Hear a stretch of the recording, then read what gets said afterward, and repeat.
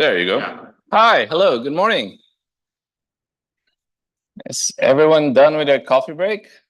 No, not yet. So maybe we could start herding people in or sitting down on the chairs. For those who will be attending the session, I'd really like to, invite you to sit closer. If you can see that there are chairs there, they are in a circular formation. Please try to occupy the center chairs. It's going to be a very interactive panel session. Not a lot of presentations, just two. So we'll be really needing your active participation on this one. And for us to do that, we'll have to ask you to come closer to the stage and sit on those chairs. Yeah. Ideally next to each other. Don't be shy. We don't bite, usually.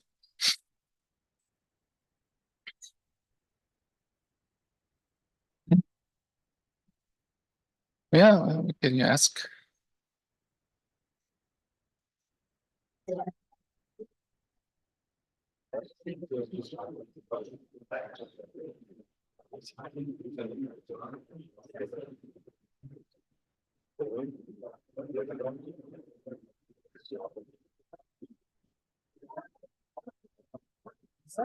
So please come forward near to the stage.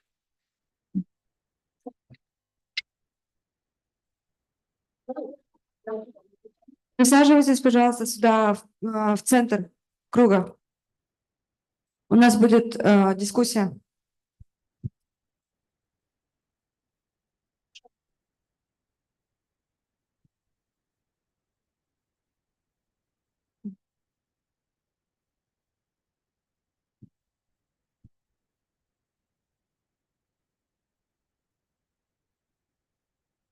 Yeah, sorry, we're gonna break the format of the sessions a bit rather than, just having presentations and panel discussions. We're gonna be having an interactive discussion in terms of how your countries may or plan to envision your NDC preparation in the next several months or next year or whenever you're ready.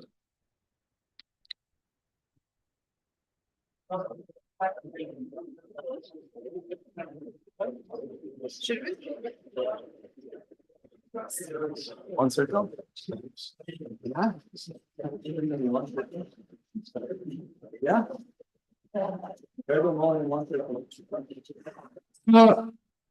Давайте все на центральный круг. Александр, туда, чтобы все поместились.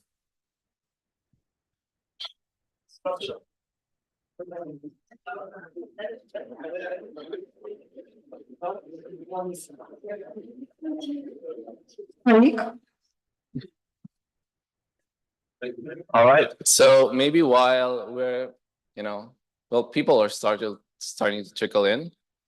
Andrea, you want to?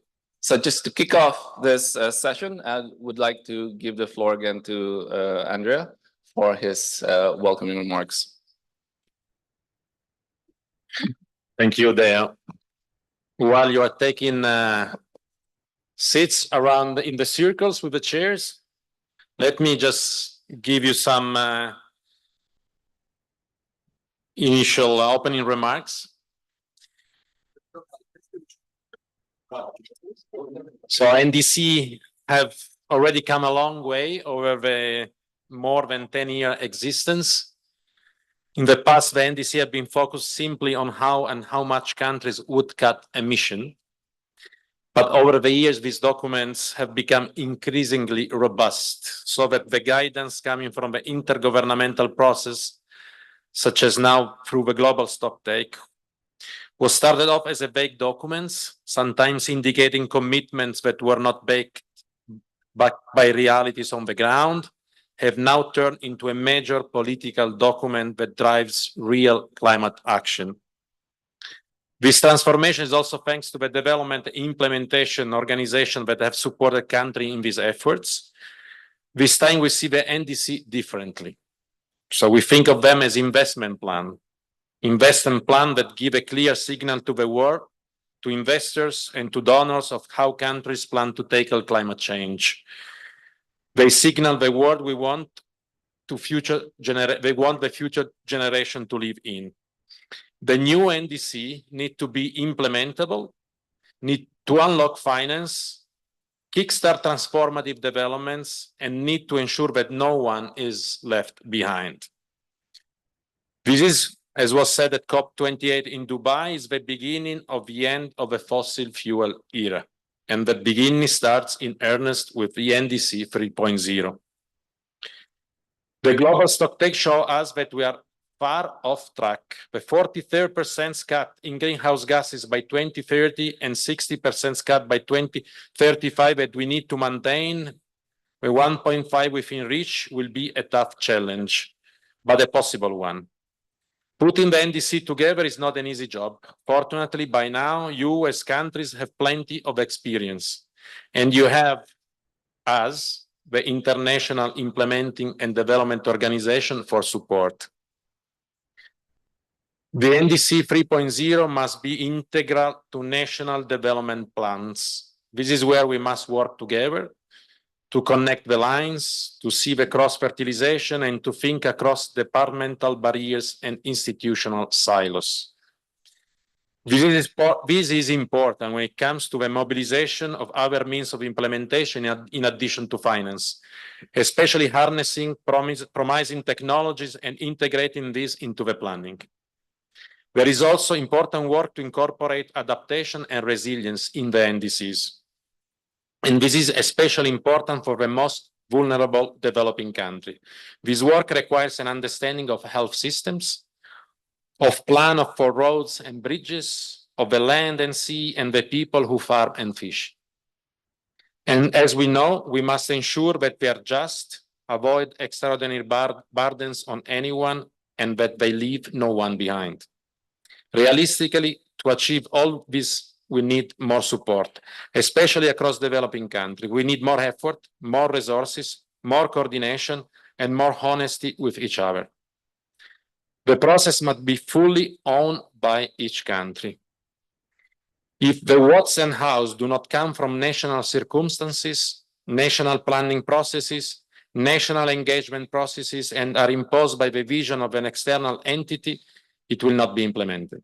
Yet we know that many countries will need a lot of assistance in making this happening. Finally, creating this NDC by the deadline of February next year is a huge task. All of us need to provide such support to every party that needs it. Central Asia is a region that faces multiple climate risks and vulnerabilities, such as water scarcity, glacial melting, desertification, and extreme weather events. However, the region also has significant potential for low carbon development, renewable energy, and green transformation. This next round of NDC can help countries in Central Asia to harness this potential and achieve their climate and development goals while contributing to the global efforts to limit warming to 1.5 degrees. We are here to explore the how new NDC can best drive transformation and implementation, and how can we, as development and implementation organization, enhance our support towards the development of ambitious and actionable NDC 3.0, ensuring that no one will be left behind. Once again, I welcome you all to this working session, and I wish you a fruitful and productive discussion. Thank you very much.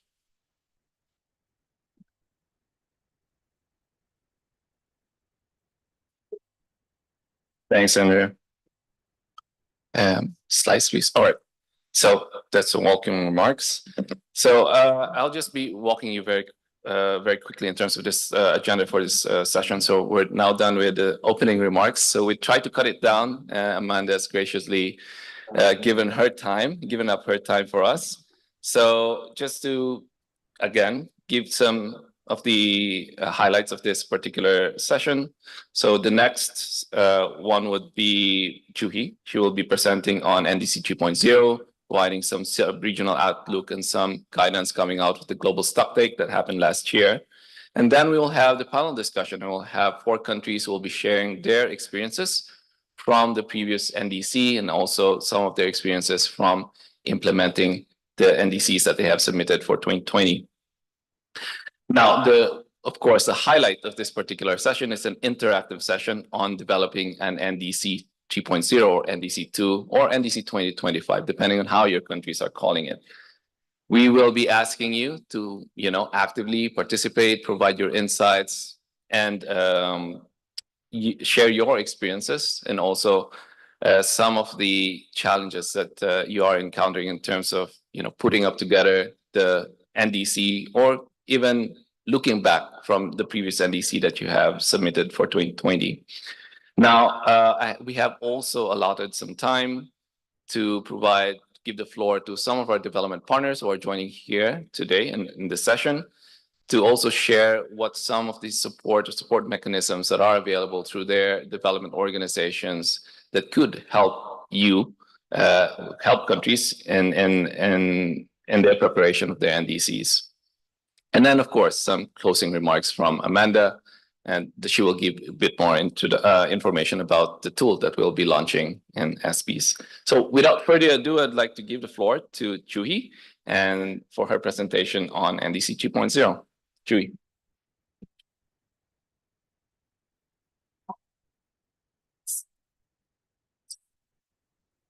Hi, everyone. I think most of you know me, but I am Juhi Bansal, the NDC and LT-LEDs expert for Asia Pacific, based with the UNFCCC RCC Asia Pacific in Bangkok. I'm not sure my slides are in there.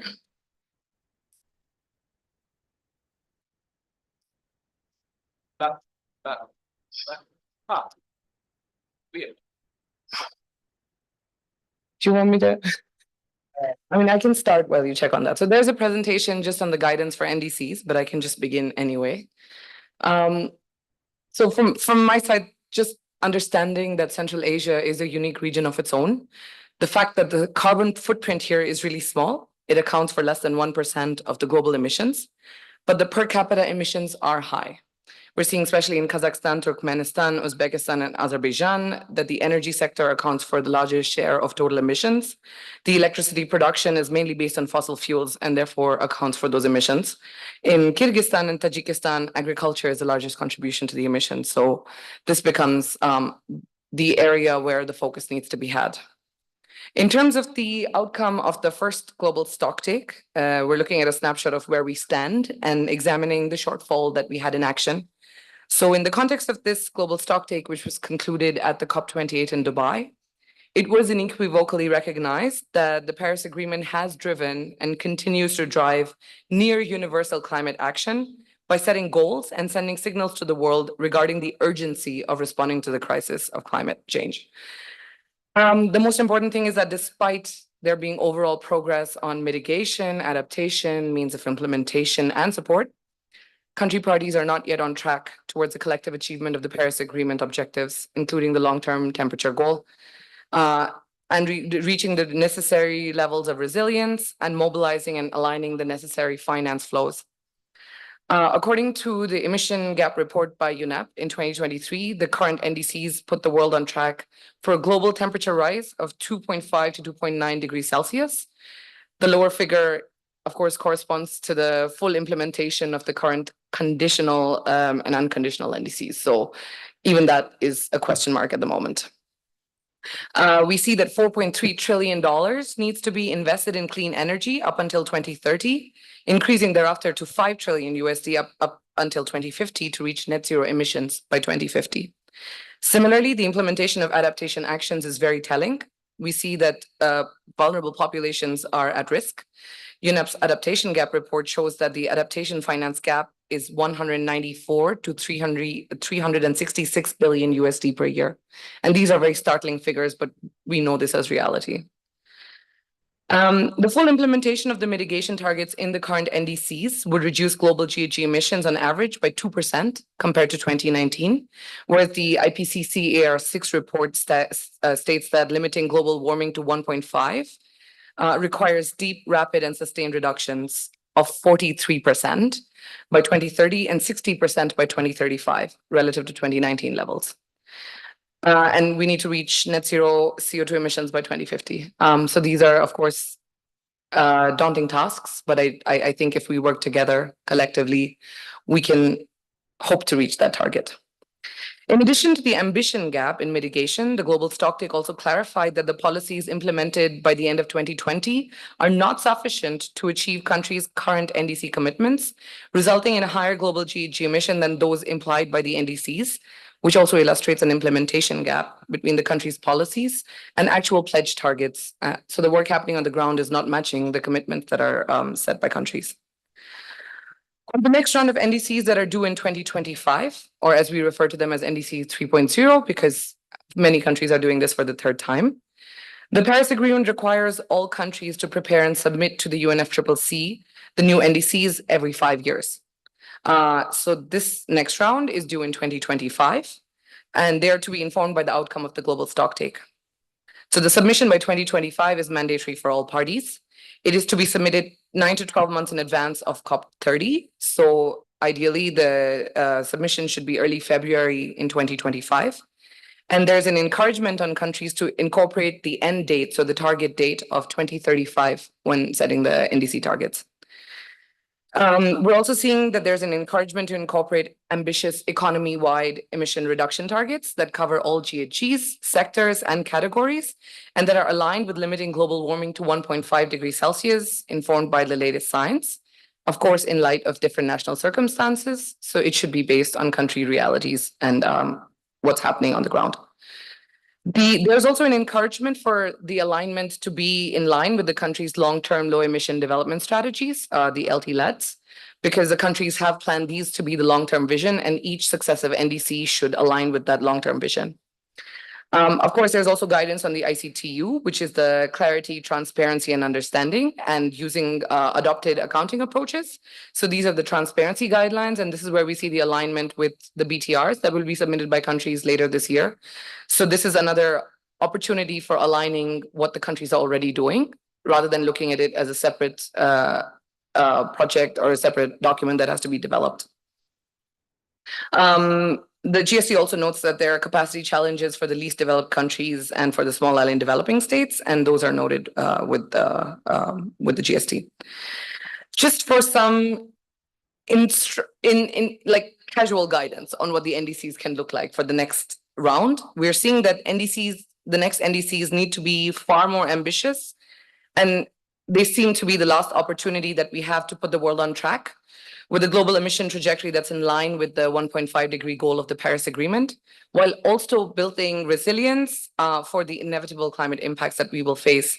So the NDCs need to respond to the outcome of the global stocktake, as mentioned before, and be informed by the latest science, and as well as outline ambitious, transformational, and country-driven adaptation action.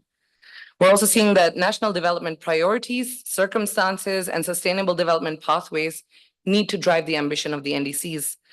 They should be not perceived as another burden on the country, but in fact, they should be grounded in the country's development priorities and seen as an opportunity to develop national transformation plans that deliver just, sustainable, and healthy future for all.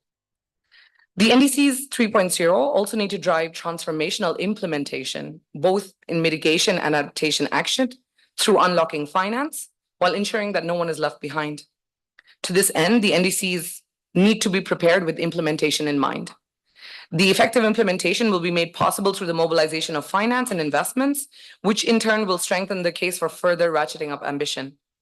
Therefore, the next NDCs need to channel this finance for NDC implementation and provide investors with clarity and certainty on future decision of travel for the country and the areas of priority. This may also be achieved through the translation of NDCs into clear implementation and investment plans, which we also know that a lot of countries are working on. Another important point to note is that the NDC targets in the NDCs 3.0 should be a continuation of existing targets and policies, because this is not the first time you're doing it. So the preparation of NDCs has already begun, and the implementation has also already begun. So in fact, they should build on the previous NDCs. This includes identifying, assessing, and addressing areas where more ambition is possible, areas where the current NDC successfully translates into concrete action, and areas where the implementation has been challenging. So identifying those areas is really important. All of government and all of society approaches can also ensure that NDCs are integrated vertically and horizontally so that no one is left behind.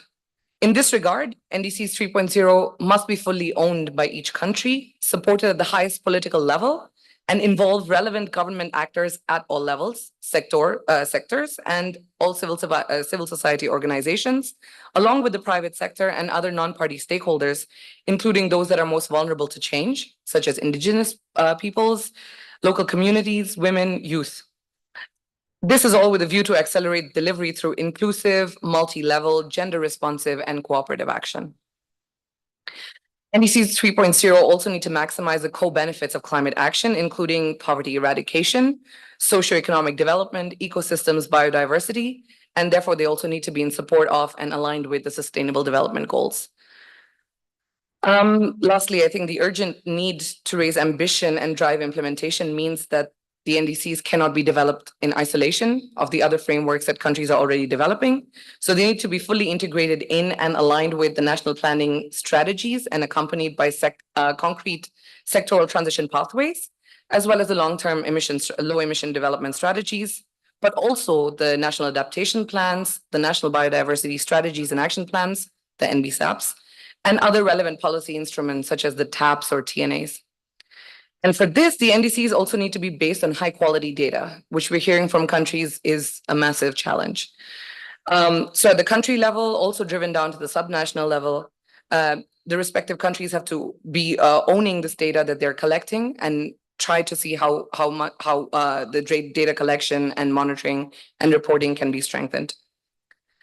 I will end here because unfortunately there were no slides put up, but they will be shared with you later on. But this is the guidance that we would like to share with the next NDCs, and maybe now we can have a conversation with the countries on their individual NDCs. Thanks. I just go on. Okay, well then I would like to call upon the country representatives for the panel discussion. I have the names just so I don't make a mistake, sorry.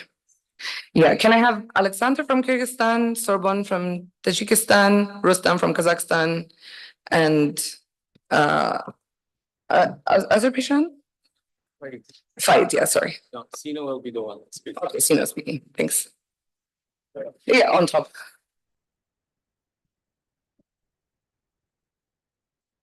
Or maybe I can also move.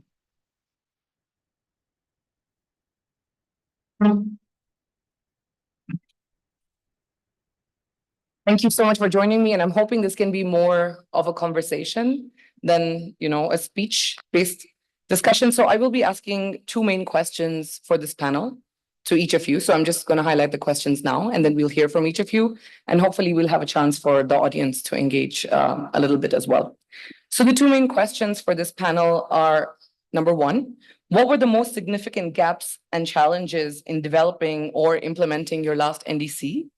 And in addressing the progress that you've made on your last NDC, what were the barriers that you've seen in achieving the targets and implementing actions? So the gaps, maybe some of the success stories you want to highlight, and some barriers.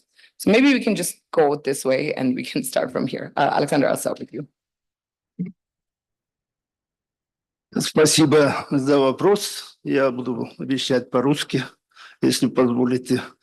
На самом деле, Кыргызстан, я представляю Кыргызстан, и мы подготовили, как и все наши соседние страны, уже две версии NDC, предварительные и обновленные. АНУФ,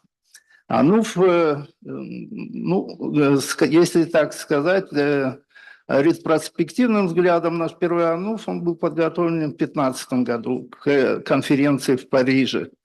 Туда ехал наш президент, поэтому процесс, собственно, его подготовки, он не был достаточно, скажем, непродолжительным. Его сделали, потому что первый АНУФ буквально за полгода, наверное, включая все найм экспертов, сбор данных и так далее. Но первый NDC был сделан, несмотря на свой малый объем, он содержал все необходимые моменты: адаптацию, митигацию и финансовые потребности.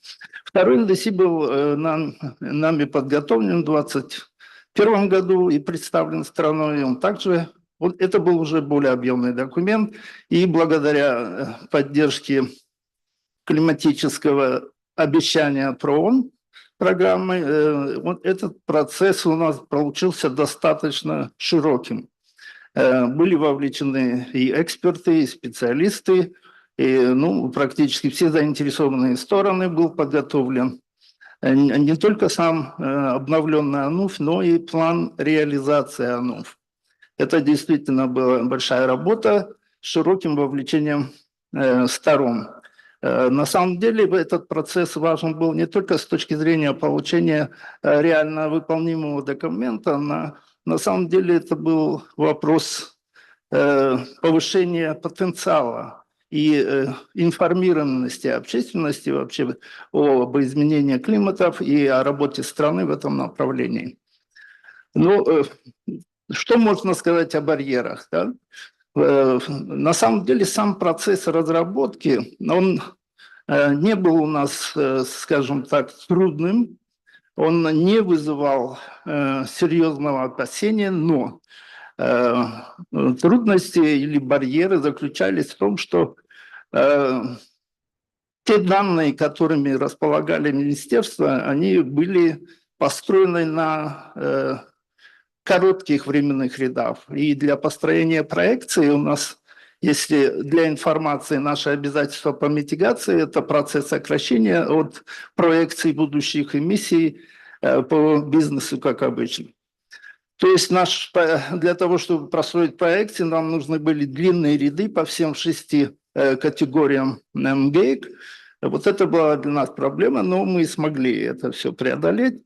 И в конечном итоге получили. Значит, первый барьер – это вот эти сбор данных и наличие данных. Второй момент, который, конечно, потребовался, это недостаточный, я так скажу, потенциал профильных министерств. Если Минприроды у нас достаточно продвинут, как и подобает focal point конвенции, то Минсельхоз, Минэнерго, Минтранс, конечно, этот вопрос был очень нелегкий, скажем так. С экспертами приходилось нам работать индивидуально, но в конечном итоге мы за то. И это положительный момент. Мы получили отраслевые рабочие группы, где теперь у нас есть и в Минсельхозе, скажем так, чемпионы по изменению климата, и в сельском хозяйстве и так далее. Эта работа не прошла даром. Вторым барьером, третьим уже барьером, это, конечно, особенно по адаптации, у нас обнаружилось, что в стране недостаточно проводится исследований по воздействию изменения климата. И это мы чувствуем до сих пор. У нас эти данные, к сожалению, основываются на региональных моделях климатических воздействий, особенно я про адаптацию сейчас говорю.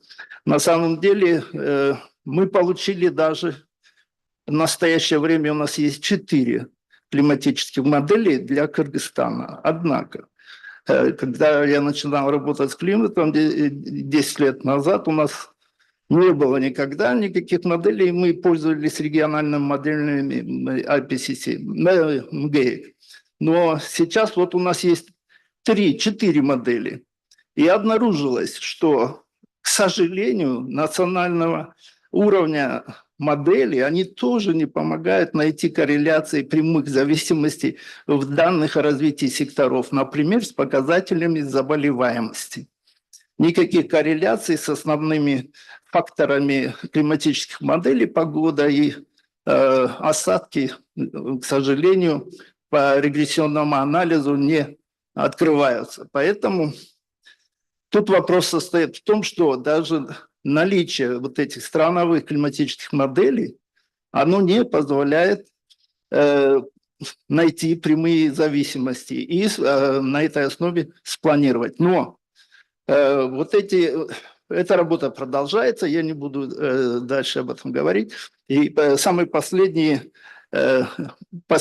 барьер, и я бы сказал, он основной, это недостаток финансирования, или, можно сказать, его отсутствие, как и и других стран у нас есть действия, которые финансируются из нашего бюджета, и есть unconditional, и есть действия conditional, которые зависят от мобилизации ресурсов, которые нам предстоит сделать. И, если вы помните, наш замминистра показывала стоимость нашего АНУФ, это порядка 12 миллиардов долларов, из которых 35% у нас своих денег, а вот остальные нам нужно мобилизовать. И это основная, последняя проблема. Спасибо.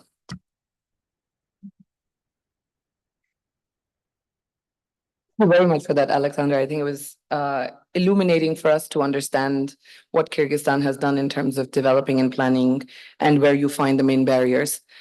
Maybe I will ask follow-up questions, but for now, I'll give everyone a chance to also speak for their country. So, and what you know. Thank you very much for your question. I'll be a bit shorter than our previous colleague from Kyrgyzstan because I would like to say that more or less we have the similar gaps and barriers in the region, and especially Tajikistan and Kyrgyzstan, since in your speech you have already mentioned that Kyrgyzstan and Tajikistan are the countries where the agriculture sector is the most per capita emissions sector for our countries. And as you might all know, Tajikistan is a very proactive country in the world arena for the water and climate change issues. From this point of view, it was easier for us to try to push and implement the NDC that we have submitted in 2021. By the way, if I'm not mistaken, we were the first country from Central Asia to do so before the COP in 2021. So it means that in our country, there is, especially from our side, from the Committee for Environmental Protection, Agency for Hydrometeorology, is the high expectations and a lot of work and efforts are done to promote this. But of course, as our colleague was saying, there is still a lot of to do within the country and the key stakeholders trying to show them that this is the important process for the country. This is not something that the CEP must do. Of course, we understand that we have the facilitation role, we have this NDC secretariat in the committee or our ministry, but overall, this is the country's engagement. This is the country's efforts. This is not only one ministry is doing. And again, the same barriers that we had, the lack of the experts on the national level, and not only, not even in the key ministries and sectors that we have, but even for the, the project implementation, some workshops. We had the NDC and UNFCCC event last year in Tajikistan in Dushanbe, July, where we could see that the perspective that we are getting from the key stakeholders, key ministries, is a bit different because we still need to work on including the NDC targets within the strategies that we have. Of course, we have our own strategies, our own documents, the NDC itself, 3 scenarios. By the way, very ambitious, the most ambitious in Central Asia for sure. And maybe later colleagues from NDC partnership can also educate us better, but maybe one of the most ambitious targets that Tajikistan have there worldwide, because up to 70% within one of the scenarios, they're reducing the emissions in the country. I think that is very much ambitious target. Therefore, we still trying to learn and to have this results for us for the current NDC. And of course, this will be learned as a best practice for our upcoming NDC in 2025. Thank you.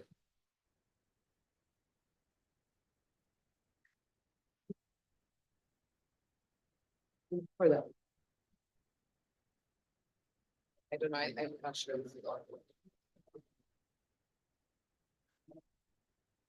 I don't, it's okay, but thank you very much. I think we can go to the next speaker. Oh, no, it's audible. Okay. So yeah, my name is Rustam. It's really nice to meet you all. So I'm one of the developers of INDC part. So and coming from it, it's quite interesting journey. Looking from the, I mean, I'm initially a modeling specialist, but we're basically going through whole circle of the parts. So in our case, the progress and the gaps, I mean, they're quite the same thing. So initially, we have really good inventorization system in part compared to other Central Asian countries, and which really make a little bit easier to facilitate and develop an initial INDC. And likewise, we had in place emission trading scheme, which allowed us to like have a little bit easier road, so to say. And that also counts toward progress on one hand. On the other hand, a quite big challenge right now, and for the previous NDC and for this one as well, for the upcoming, is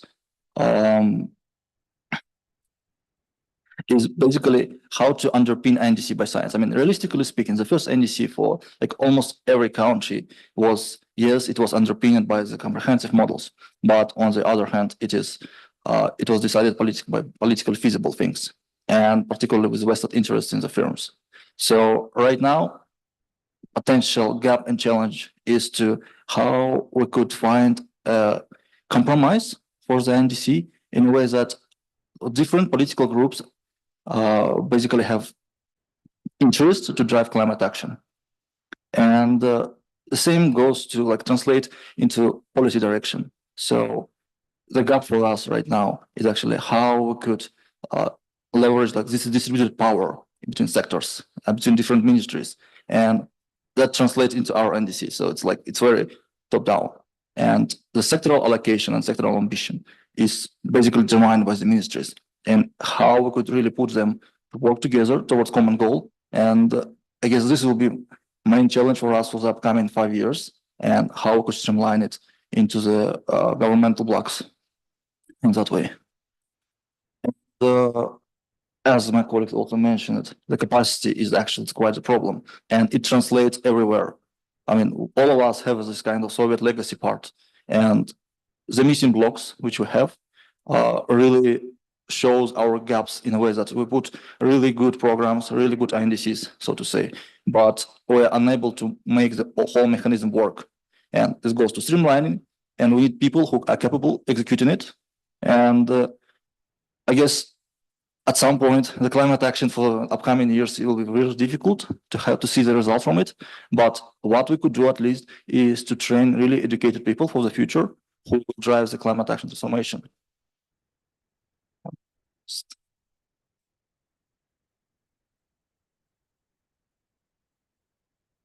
Thank you for that, Rustam. I think now I give it over to Fight.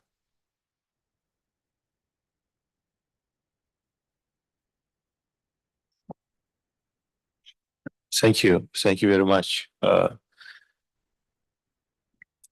Yes, I think that as already our colleagues mentioned here, we also now working on the NDC 3.0, so that in our first two NDCs, we have a goal to reduce the greenhouse gases by 2030, 35%, and then in our new updated NDC we took another goal. So we think that it is also ambitious goal. But today, as we are developing the third updated NDC and also LTS, we think that here we will very much look for the aligning it to 1.5 mission, and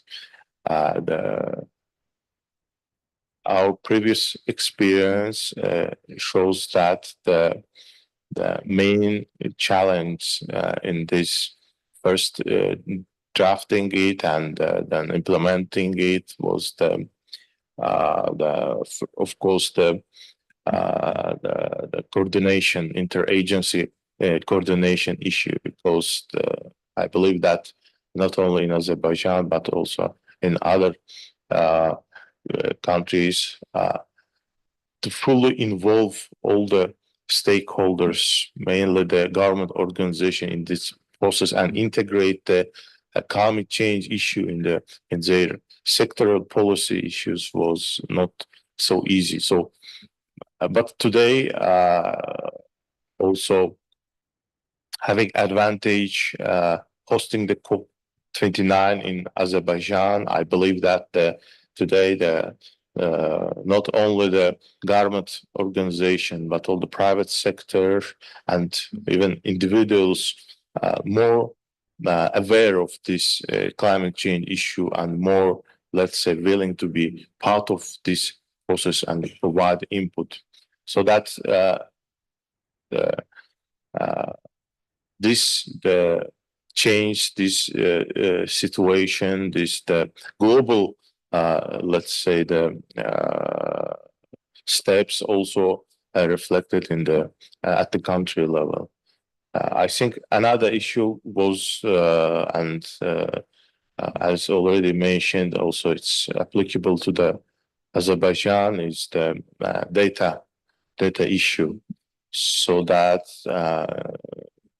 when we were preparing our first NDC, may not only all the required data be available to fulfill this inventory, and of course the capacity experts, because all NDC also relies on some calculations, some modeling, and etc.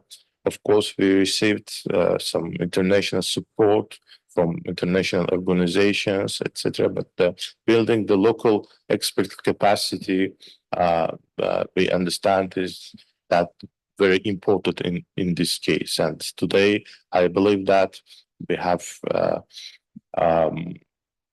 enough capacity to do this work. But of course, the approach change, methodologies change, so that this capacity building issue should be ongoing. And another thing, I believe that it is involvement of the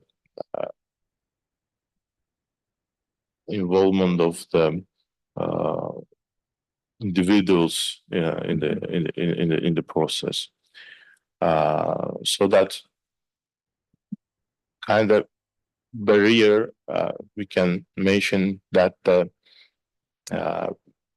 we have had several, let's say, strategies, state programs on the implementation of the different sectoral policies and activities, but currently we have the 2030 vision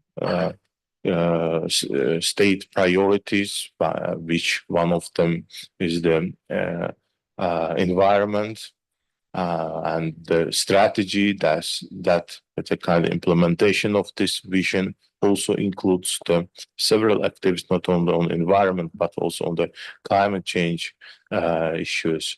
But frankly speaking, by today we didn't have any specific targeted and detailed implementation plan on the NDC. So that I believe that having several different programs and strategies are helpful, but having dedicated implementation roadmap or plan be very important. And now we're considering within the updating of the third NDC to have the dedicated plan up to 2035 and also LTS for the next period. And again, for Azerbaijan, the energy sector is the main, let's say, the sector which the emissions accounts for, and I believe that the first, technically, we have an opportunity on offshore and onshore capacity to shift to renewables,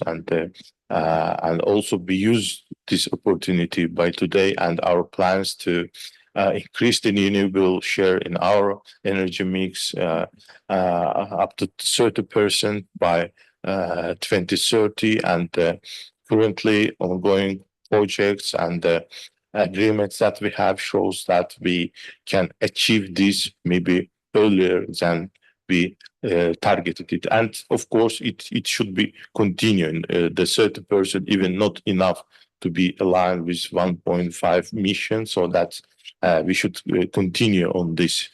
And regarding if we divided the sectors, I believe that not only for Azerbaijan, but for maybe most countries, the agriculture sector is the more vulnerable sector, not only by affected by the climate change, but also in the mitigation part, because it's also in Azerbaijan, the agriculture, we can say that the main sector is non-oil and gas main sector in Azerbaijan, and it carries a lot the social burden. So that implementing the right policies here when subsidizing this activity, leading to application of these smart technologies, especially in regards with the individual farmers rather than the big farms. So it is very sensitive issue, and currently we are preparing a kind of methane reduction roadmap, focusing on agriculture and waste sector, and learning the exercises and learning the experience from different countries. So that I believe that not only in the previous NDC's implementation did this specific sector are important, and it will be in the future NDCs as well.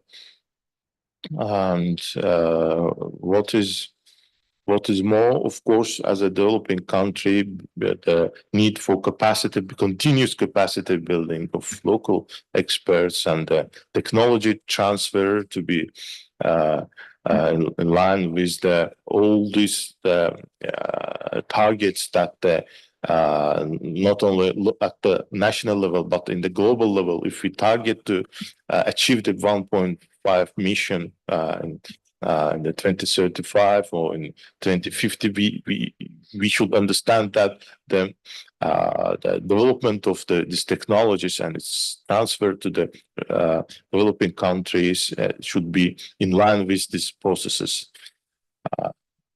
And of course, the financial issue. So we put this conditions in our second NDC, and also, as you mentioned in the presentation, the NDC third should be kind of investment plan for the investors, potential the finance sector, so that we're also looking to having this in proper way, that to attract more investment. Not only of course the government budget can the cover all these issues, but of course the private sector will play here the important role. And in Baku, in COP29, one of the main directions is the finance and the allocation of this the funds and etc. So I believe that the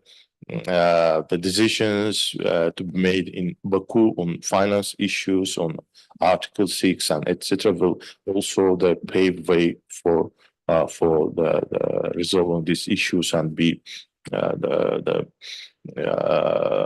be kind of encouragement for the countries to take more ambitious NDCs in the next submission. Thank you very much. Thank you very much for that, right?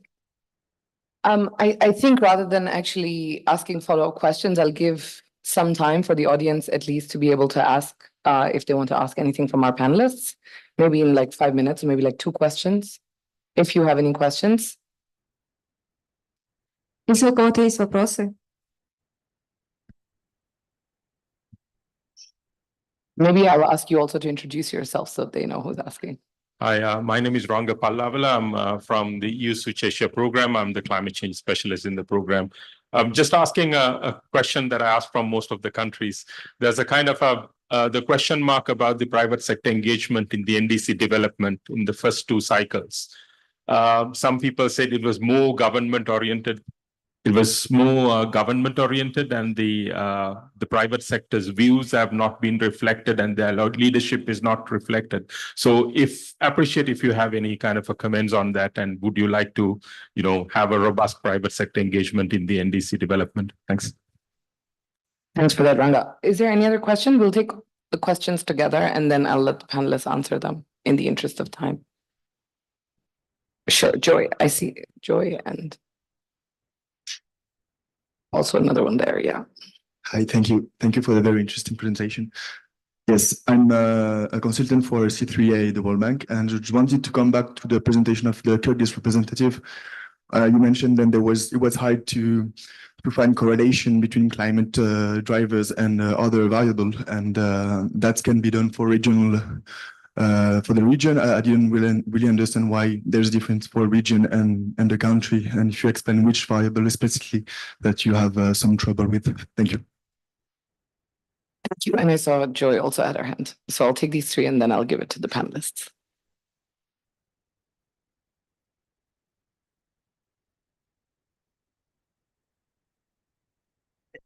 Okay, yeah, thank you. I'm Joy Mueller from International Federation of Red Cross and Red Crescent Societies. I'm based in Almaty. And this year, I've been working in Almaty for around 2 years. And by curiosity, when I have meetings with international actors and like UN organized meetings, by curiosity, I always ask, it's climate related. And I always ask, when you go to the government's consultation process, have you encountered any local organizations? No, it's always international. So I just wish to ask the distinguished delegate from Azerbaijan, because you talk about the local expert. So what is your suggestion or advice to government how to involve the local actors for them to reflect, share the advice from local knowledge and also reflect local realities for better adopt local reality and the impact of climate change into the NDC 3.0? Thank you, Joy. So I think just on these 3 questions, basically private sector involvement that was very specific, of course, on the adaptation of the climate driver and why it's different. And on local organization involvement, I'll give each of you 2 minutes to give your take on it, and then we will conclude the session. So yeah, we can start again. Thank you, Alexander. Thank you for the question for all 3 participants. The first answer for your question about the private sector engagement. In Kyrgyzstan, it was quite well established. I would say that our Ministry of Economy is also committed to the green economy development, and they organize already twice green economy weeks, where all private companies trying to display their commitment to green development. So we've got 2 big associations, GIA and International Business Council. No, sorry, that were quite I would say, active participant during the process. By the way, if you know these international organizations which are leading the process, they always observe first gender balance, then private sector engagement. That's why, and use, of course. So all these components were observed, and I would say it only strengthened the whole process, and I'm sure that it improved the final result, our NDC. So about the lack of correlation, yes, now after the years, we understand that these global and regional models, they've got very big grid. So if you want to find correlation, it exists. We intuitively understand that they exist. So, and we've got now a good example, World Food Program, dealing with our communities on the local level. And they take the model and they model climate change observed and future on the basis of that of one concrete meteor station, 60 square kilometers. And there they find these correlations. So it is a matter of scale. So global, regional, and even national country-wide models that are not sufficient if we speak about the sectors. If we speak about locality, take the closest meteor station and you will see correlation. This we found out. So thank you. Thank you for that, Alexander. I will ask Sino. Thank you very much for those questions. I think they're very interesting and valuable for us in terms of our discussions.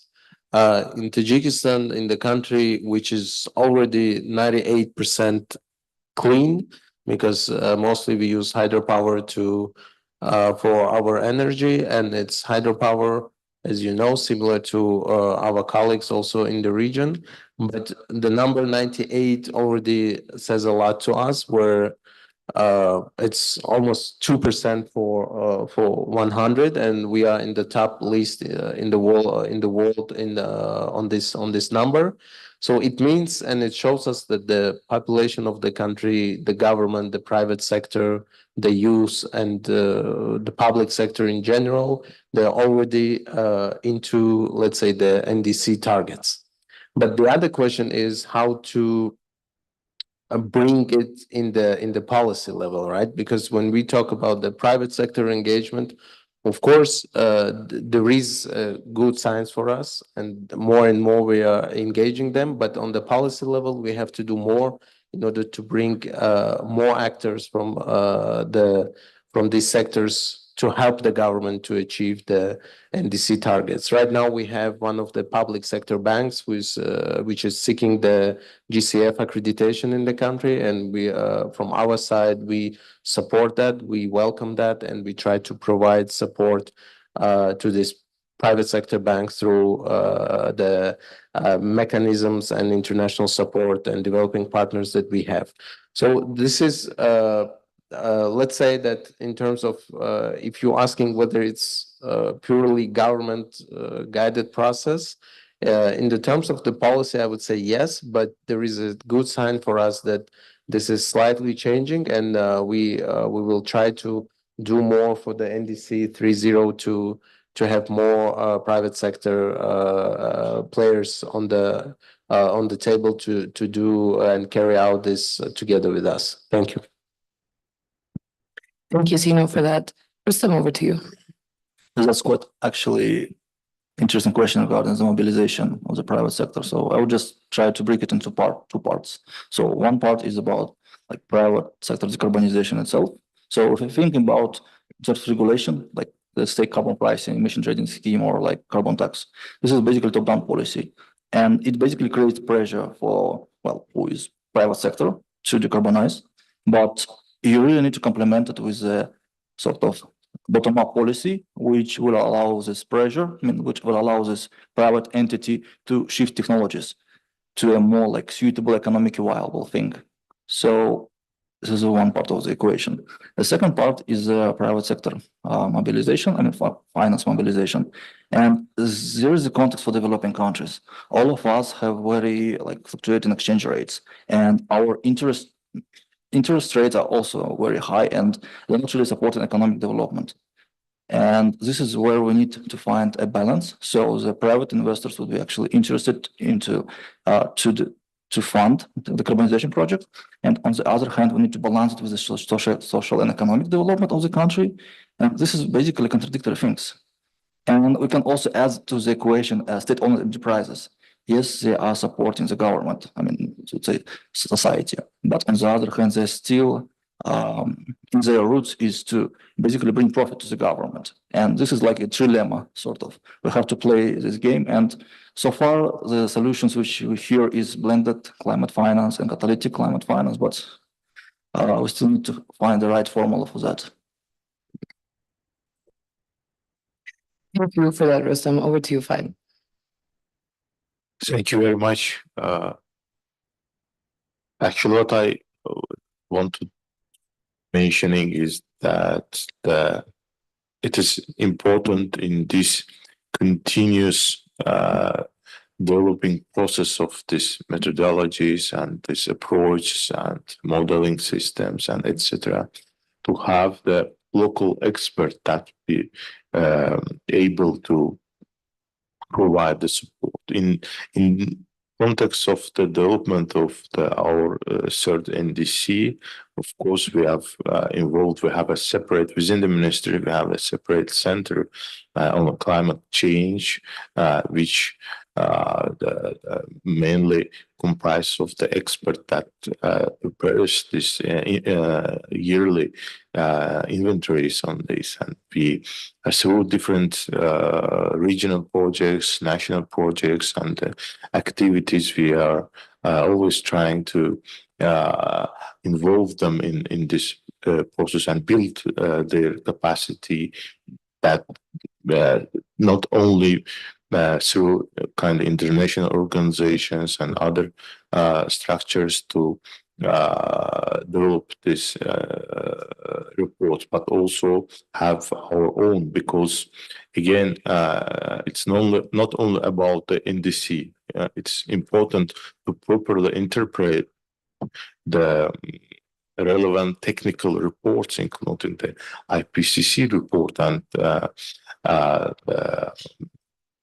out of this, we prepare some outcomes and some points at the national level. And in this NDC, not only the Ministry of Ecology and Nature Resource and our experts, we have involved around 30 organizations, government organizations, but it will not be limited to this. Coming to the second question, and I want to link it with this, and the private sector, their involvement in this process also very important, not only about, it's about defining our vision, understanding our capacity, but also they should also take some leadership in this processes, because we had several kind of surveys, exercises with them to understand that how far they are, let's say, included in their own policies, the environment and climate change issues. In previous couple of years ago, it was not such a satisfactory, maybe below the European level, but today I believe that most of the major this private sector companies themselves approach, because they understand that the current national policy goes in direction of the decarbonization, and they create some associations, they link this with global associations, and they with their own the put targets to be net zero and etc. So that we also would like to be the very much involved with them, very much we include them in this process, because currently we are working on the carbon market mechanism and relevant legislation on this, so that they should understand all these processes. It's there will be some transition period, but at some points they will have to be aligned this and be cut down their emissions. So the private sector is role in these processes. I believe that very crucial, and we are very much trying to have them on board. And of course, coming back to the question on the local experts, so it is very, very crucial to continuously develop their capacity to be able to follow these processes properly. Thank you. Thank you so much, Fahid. I think it's really important at the end of the session to note that despite the similarities and challenges like data, capacity, finance, that we heard from all of you, yet we heard such different things in how you're engaging the private sector. For example, carbon markets being developed in some countries, but some others still at a very nascent stage of looking at privatization or private sector involvement. So it's important for us to also appreciate that different countries have very different national circumstances, and yet everyone is proceeding, with their own NDC development, with their own ambition, and, mapping it as a continuous exercise of building on from it. So I will end this here because I do believe we should move on with the exercise. Thank you so much again for this panel discussion, and we will take the conversation forward. Thank you.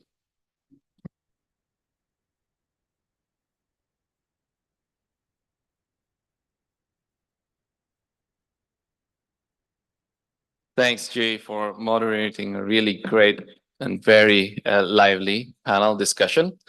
So I'm just looking at the timer now at 12:49, and one of the best life lessons that was shared to me was never get in between a person and his meal. So we're skipping a bit in terms of what we're supposed to do for this session.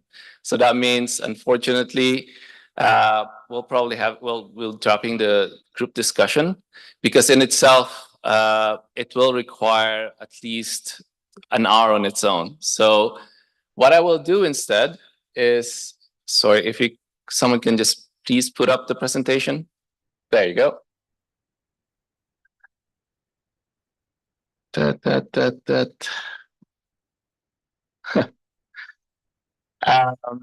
I would just go over very quickly the Navigator, which is this tool that, together with UNFCCC, as well as other development partners, have been working and brainstorming together the past several weeks, if not months.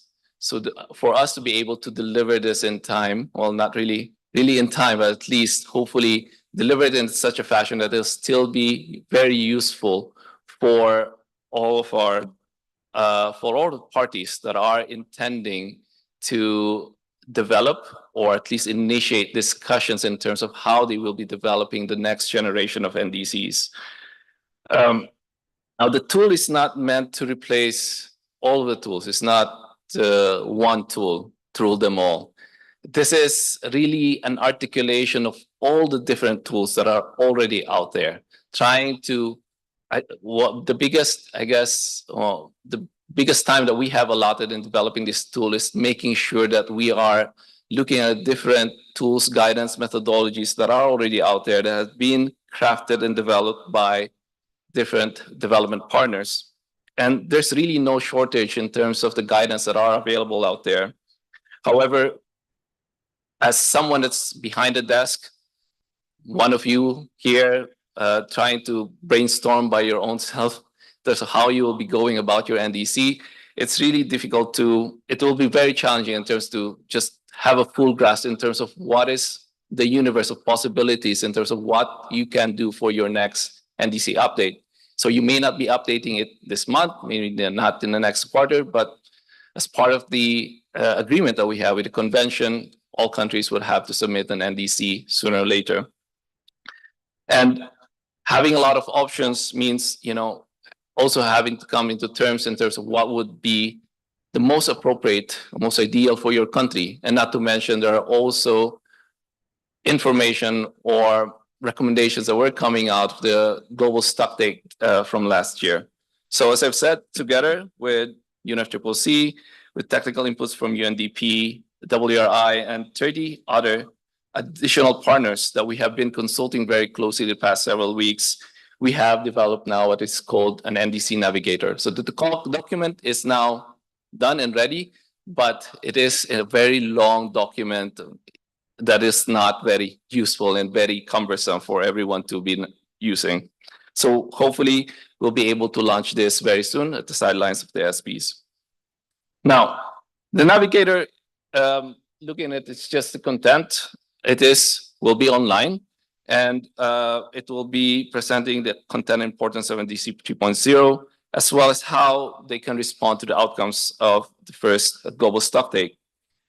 The aim really is to help countries reflect on their current national circumstances, climate ambition, and wider development goals, and in order to help them to nationally determine appropriate opportunities for enhancement, and also help you explore what would be impactful for your countries in terms of different opportunities and strategies that would help you not only raise your ambition, if that's even still possible, but more importantly, strengthen your capacities for implementation.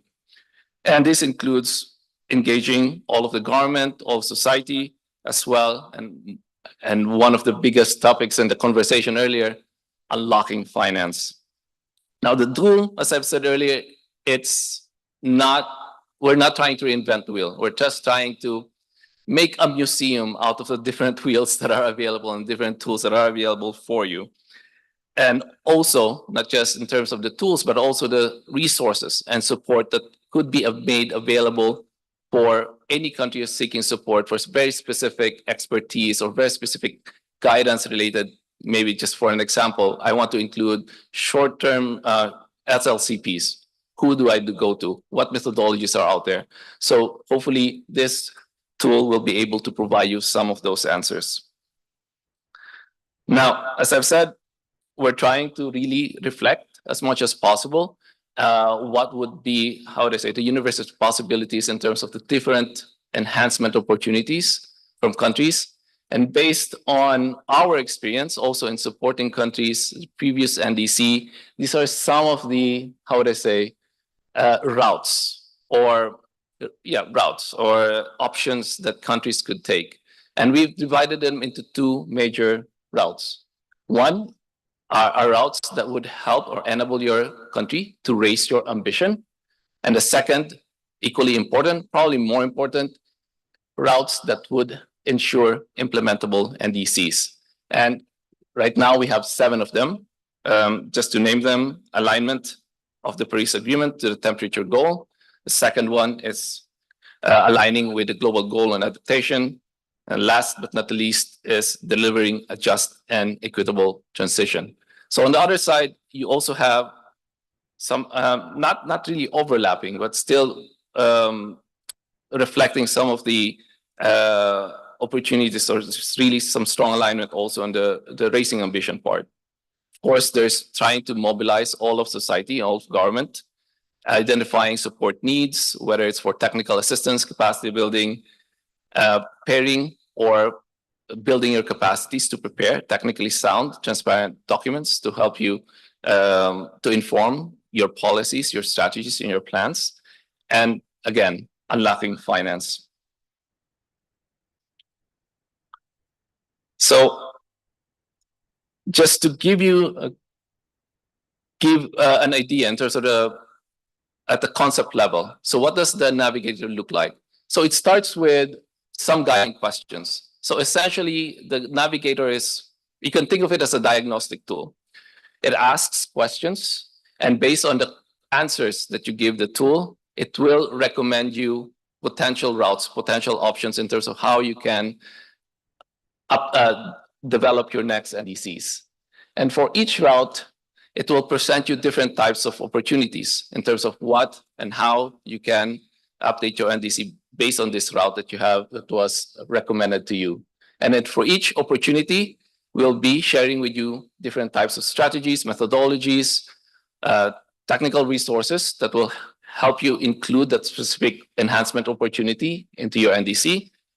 It will also share with you some case studies from countries that has actually done this particular, has taken this particular route from their previous NDC in 2020. And of course, further guidance and other resources, including what I have shared earlier.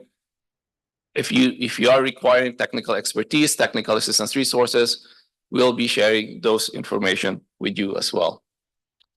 And just an example, if one of the routes that have been pre-selected for you or a route that you wanted to take yourself or including as an option for your next NDC, these are some of those enhancement opportunities related to aligning with the Paris Agreement on temperature goals. So it could be setting targets that includes economy-wide targets. It could be amplifying the mitigation and adaptation nexus, aligning NDCs and LTDADs, and also your domestic net zero goals. It could be reflecting nature and ecosystem-based solution and many others. Now, it's very hard, of course, you sitting there. That's why we were initially thinking of having a interactive session, but we're running out of time. And just to give you a very quick idea in terms of once the navigator is launched and how you will be going around about it. As I've said, it starts with the questions, with the guiding questions. And actually, the interactive session was designed in a way where we can test some of those guiding questions, so we would know whether the questions we're asking are the correct ones or if there are questions that we are not asking. So for example, and these are also some of the questions that were thrown out earlier by Juhi during the panel discussion. First question there, what were the most significant gaps and challenges in your last NDC? So that was actually the question that she asked. And it will provide you some options. And these are based on a survey and also based on interactions that we had with focal points and also different government personnel that were actually in charge in the preparation of NDCs in many countries. And their responses inform the choices there. And based on your option, the answers that you will be providing, the tool will generate a list of potential routes or recommended routes that your country could take.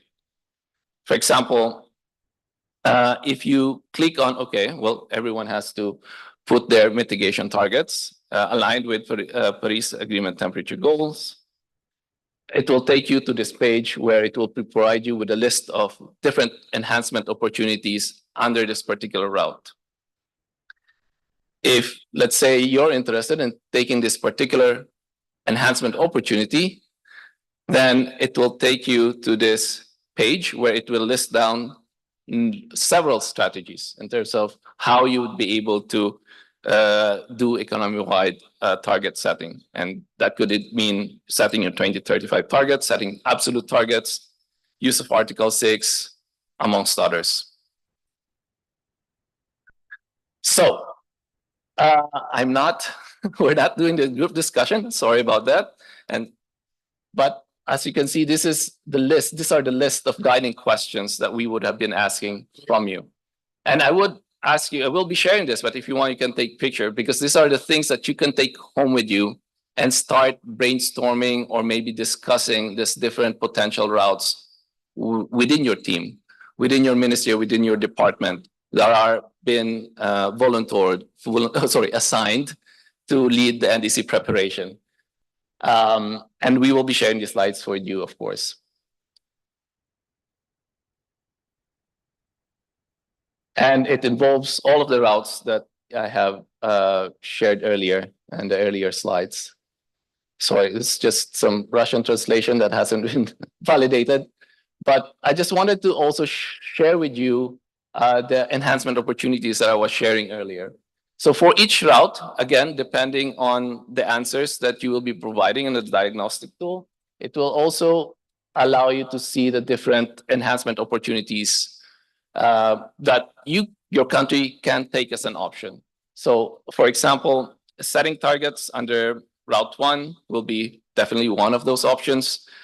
If you are looking into strengthening the adaptation component of your NDC, you can, at your option, integrate loss and damage. And this tool will also provide you guidance in terms of how you can actually do this and what and who you can refer to in case you are interested in taking this on.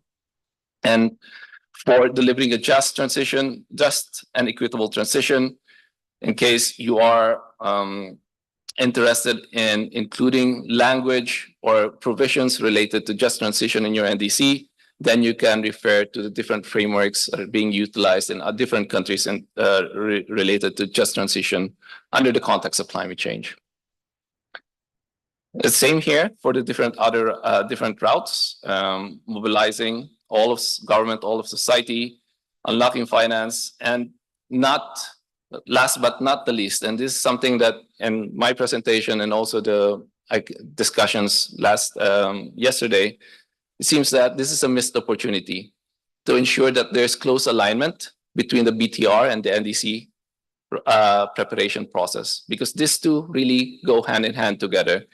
If you are in a position that you have been able to prepare a really robust BTR, then the preparations that you would need for developing an NDC will mostly be political coordination, consultation to set the targets, but no longer, we still need to run this emissions model. We still need to do GHG inventory. We still need to do our stock taking, because all of that will be done in your BTR part. That's the same if you are doing a very robust NDC that can also inform later on your BTRs. And you can actually frame in terms of how you will be reporting your NDCs in your BTR right there in your NDC. And this particular road will provide you guidance on that as well. And that's it. Amanda, you would like to give some word? No?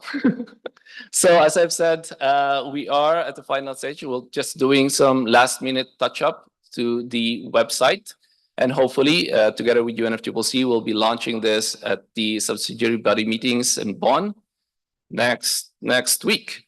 So for those of you who will be attending there, we'll be sending out invitations soon. We'll be doing several launches and several presentations about the Navigator. Of course, the tentpole event will be during the SBs, but definitely we'll be hosting a number of webinars just to familiarize the potential users of this tool. And also, if any country is interested for us to have an in-country workshop, for example, let us know.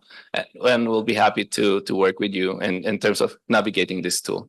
Thank you very much for your time. Yes, questions? Oh, sorry. Yes, ma'am.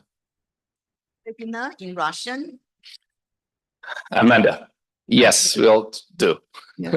I think this is one of the biggest realizations that we haven't been quite active before in Central Asia and Eastern Europe, but where our portfolio is increasing. So this is a need. Thank you. So if there's no further question, as I've said, I don't want to get between you and the meal, if the meal is ready. So thank you again, and see you around, and see you in SBs in Bonn.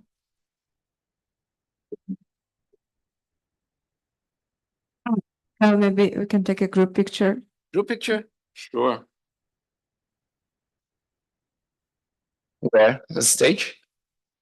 Андрей? Где нам лучше встать? Для группового фото, где нам лучше встать? Yeah, just the steps.